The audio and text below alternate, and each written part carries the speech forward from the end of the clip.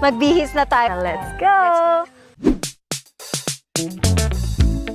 Mas maganda siya, hindi pa... Hindi pa...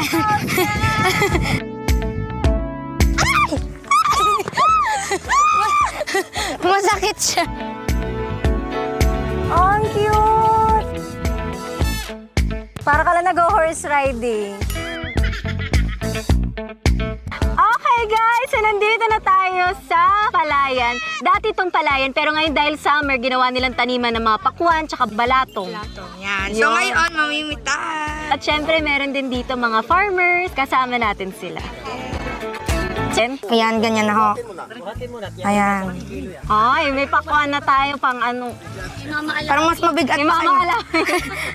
So, ayan. Ay, ang cute. So, ito na yung ulam natin mamaya. Ulam! Papakwan na Adobong talaga ako. pakwan. So, ito pwede na rin daw to.